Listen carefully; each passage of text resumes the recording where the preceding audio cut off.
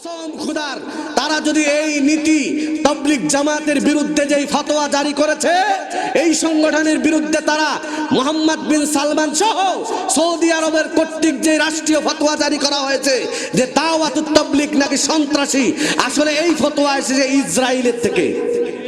কথা বলেন না কেন? সুতরাং এই ফতোয়ার থেকে, এই অবৈধ ফতোয়ার থেকে তারা যতদিন পর্যন্ত রাষ্ট্রীয়ভাবে তওবা না করবে, কোন মুসলমান তাদের সাথে সম্পর্ক রাখতে পারে না। ঠিক কিনা বলো? দেখেন নাই ক্ষমতার পাওয়ার পর এত বাড়া বাড়ছে, বেশি ফুললে কিন্তু বেলুন ফুটুস। কথা কয় না? বেলুনের ভিতরে হাওয়া দেওয়া নিয়ম ঠিক আছে, কিন্তু এমন হাওয়া মাইরো না সাদের যে রংমহল সাদা বাজে বেলুন দিয়া, ওই বেলুনটার ভিতরে যদি বেশি হাওয়া দাও বেলুন কিন্তু ফুটুস হয়ে যাবে। ঠিক কিনা জোরে বলে? বেশি পাম দিতে যায় একটা টাক, মাথায় কোনো সাদে কোনো মাল নাই, বেরোছিল না? কথা কয় না? কি বেরোছিল কিনা? কয় কি টাইম নাই, তমুকের টাইম নাই, হেফাজতের টাইম নাই, চরমনার টাইম নাই, অমুকের টাইম নাই। আসো হুজুরদের সাথে বাস করবে, হুজুরদের তোমাদের টুপি ফেলে দেবো, দাড়ি চাইতে ফেলবে। কি কইছিল না? কথা বলেন না কেন? রাষ্ট্র ধর্ম ইসলাম তমুকটা থাকবে না, টাইম নাই বলছে, বেশি দেরি হয় নাই। কয়েকদিন পরে আমার আল্লাহ তাআলা তারে এমন অপমান আর লাঞ্ছিত করেছেন, পৃথিবীর জমিনে কোথাও তার জায়গা হয় নাই। ঠিক কিনা বলো? বেশি পাম মারার কারণে ফুটুস। প্রধানমন্ত্রী সহ দলের বেশি পাম মারতে গেছে, বেলুনে বেশি পাম দিলে যেমন বেলুন ফুটুস, সেরকম বেশি পাম মারতে গেছে, ও হাওয়া হয়ে গেছে। কথা বলেন না কেন? খবরদার, ঢিল কিন্তু সব জায়গায় মারবা না, সব জায়গায় ঢিল মারা যাবে না। পরিষ্কার বক্তব্য বলা যায়, আমরা এদেশের ভিতরে ইসলাম ছিল, কোরআন ছিল, দাড়ি টুপি ছিল, মাহফিল ছিল, আছে, কিয়ামত পর্যন্ত থাকবে। কোন রকম তাকমাক শয়তানের দোসর এই জমিনের ভিতরে অন্তত পক্ষে পীর আউলিয়া ওলামায়ে কেরামের মাদ্রাসা মসজিদওয়ালা হাজারো ওলামায়ে কেরামের এই জমিনের ভিতরে জায়গা হবে না। ঠিক কিনা জোরে বলো মুসলমান? পাম মারতে যাও না, আর বেশি ঢিল মাইরো না। আল্লাহ বুঝার তৌফিক দান করেন, জোরে বলেন আমিন। কোথায় ছিল আল্লাহ? একেবারে হিরো থেকে জিরো বানায় দিয়েছে। ঠিক কিনা জোরে বলেন? এখন আরেক শয়তান গজে উঠেছে সৌদি আরবের ভিতরে, আলে সৌদি। আসলে তো এটা সাউদ একটা পরিবারের নাম। এই সাউদ পরিবার মূলত এটা হলো দাজ্জালি শক্তির একটা এজেন্ট, ইহুদিদের এক এজেন্ট এই পরিবারটা। ঠিক কিনা জোরে বলেন? আচ্ছা বলেন তো, দুনিয়াতে নিজের পকেটের টাকা খরচ করে 40 দিন 2 চিল্লা 1 চিল্লা মানুষকে নামাজ শেখায়, দিন শিখায়, কালেমা শেখায়, এইরকম একটা সংগঠন জমিনে আছে, সেটার নাম কি? তাবলীগ জামাত। সবাই বলেন।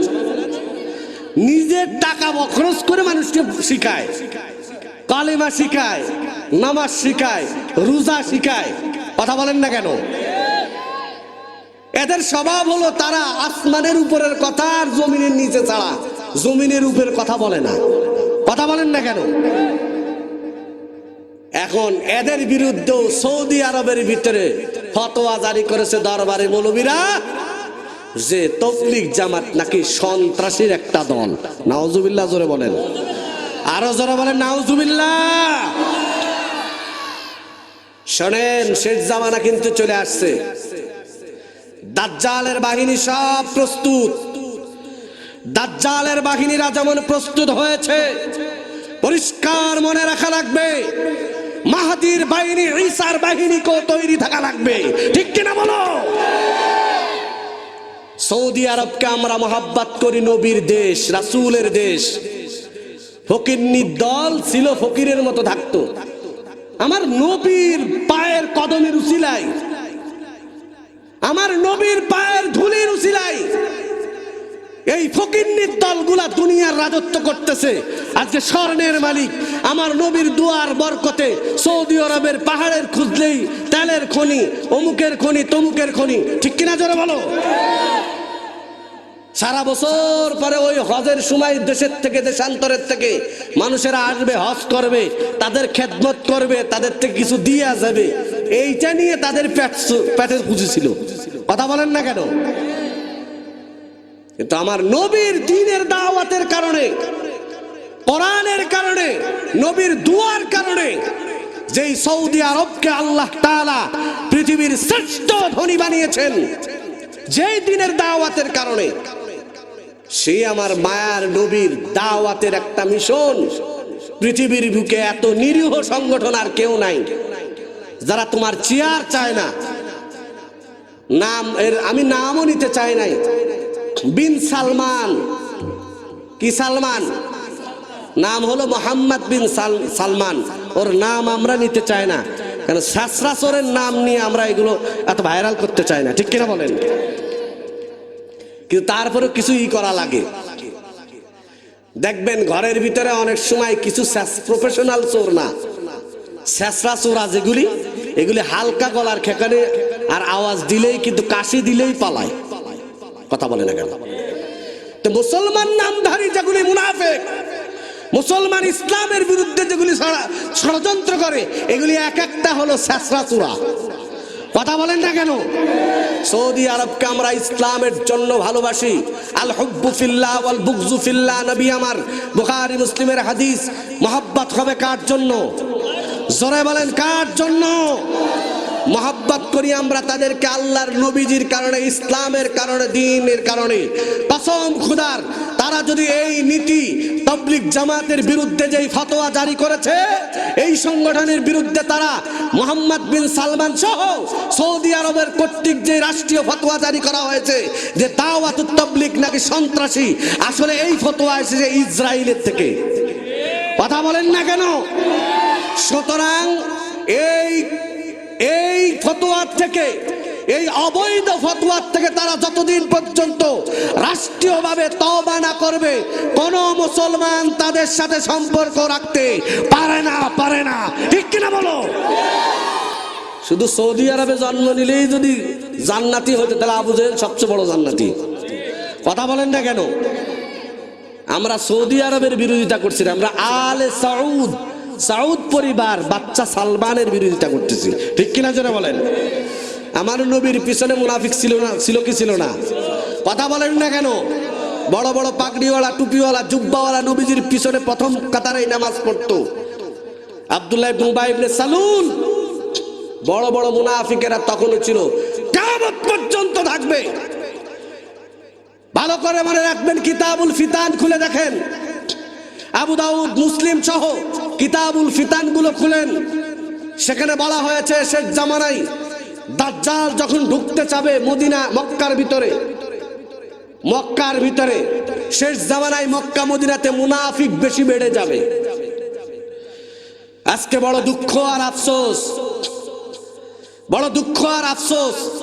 রাষ্ট্রীয়ভাবে যেই মাটির বুকে আমার মায়ার নবী শুয়ে আছেন, সেই মাটিতে অবৈধভাবে, রাষ্ট্রীয়ভাবে উলঙ্গ ড্যান্স করার জন্য, যাত্রা করার জন্য, গানের আড়ত মিটানোর জন্য, গানের আসর জমানোর জন্য বিভিন্ন বিদেশ থেকে নর্তকীদের ভাড়া করে এনে হারাম শরীফকে অপবিত্র করা হচ্ছে, সেটার বিরুদ্ধে কোনো ফতোয়া নাই।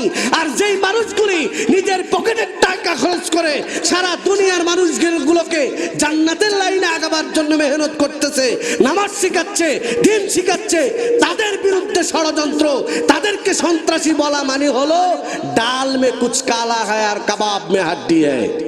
কথা বলেন না কেন? এটা উদ্দেশ্য খারাপ। উদ্দেশ্য হলো দাজ্জালকে প্রমোট করা। কারণ নবীজি ফিতানের হাদিসের ভিতরে বলেছেন, শেষ জামানা যখন আসবে তখন মদিনাতে মুনাফিক বেশি বেড়ে যাবে। এজন্য বিন সালমানের পরিবার সহ সৌদ পরিবারের ভিতরে এখন যারা আছে, এরা অধিকাংশ যারা এর বিরুদ্ধে তাবলীগ জামাতের বিরুদ্ধে ফতোয়া জারি করেছে, বলেছে এরা হলো সন্ত্রাসী সংগঠন, সেই শেষ জামানার মুনাফিকের দাজ্জালের গুরু। ঠিক কিনা জোরে বলেন? তবে মনে রাখেন, এরা থাকবে না। কেমনে? নবীজি আমার বলেন, দাজ্জাল গোটা দুনিয়ার ভিতরে সফর করবে, সব জায়গায় যেখানে ইচ্ছা সেখানে যেতে পারবে। কিন্তু আল্লাহর নবী বলেন, দাজ্জাল যখন মক্কা মদিনার ভিতরে শহরের ভিতরে ঢুকতে যাবে, আল্লাহ তাআলা প্রত্যেক মক্কা মদিনার মুমিন বান্দা বান্দি যারা থাকবে তাদের ওই ঘরের দরজার সামনে দুইজন ফেরেশতা, কয়জন? জোরে বলেন কয়জন? দুইজন ফেরেশতা উলঙ্গ তরবারি নিয়ে দাঁড়ায় থাকবে। দাজ্জাল যখন মুমিন, খাঁটি মুমিন বান্দা বান্দির ঘরের ভিতরে ঢুকতে যাবে, ফেরেশতা ধইরা এরকম ভাবে এক ধাওয়া করবে, এক ধাওয়াতে দাজ্জাল আর মক্কাতেও যেতে পারবে না, মদিনার ভিতরে মুমিনদেরকে ডিস্টার্ব করতে পারবে না। সুবহানাল্লাহ বলেন। দৌড় মেরে পালায়া যাবে। প্রথম একটা ও যখন নাকি থাকবে, ঢুকার চেষ্টা করবে জমিনের ভিতরে, আমার আল্লাহ তাআলা এমন জোরে একটা প্রথম একটা নাড়াচাড়া দিবেন, যেমন নাকি এরকম কুলাকে ঝাড়া দিলে কুলার ভিতরে ধানের থেকে চিটাগুলো আলাদা হয়ে যায়। ঠিক কিনা জোরে বলেন? প্রথম একটা ঝাঁকা মারবেন, প্রথম ঝাঁকা দেওয়ার সাথে সাথে দাজ্জাল দৌড় মেরে পালায়া যাবে, ওই পাহাড়ের উপরে যায় উঠবে। দ্বিতীয় নম্বর ঝাঁকি দেওয়ার সাথে সাথে যত মক্কা মদিনার ভিতরে যত সিটার বাটপার মুনাফিকেরা যারা আছে, সব মুনাফিক নর নারী নর্তকী যারা আছে সবগুলি পালায়া দাজ্জালের সাথে পাহাড়ে আশ্রয় নেবে।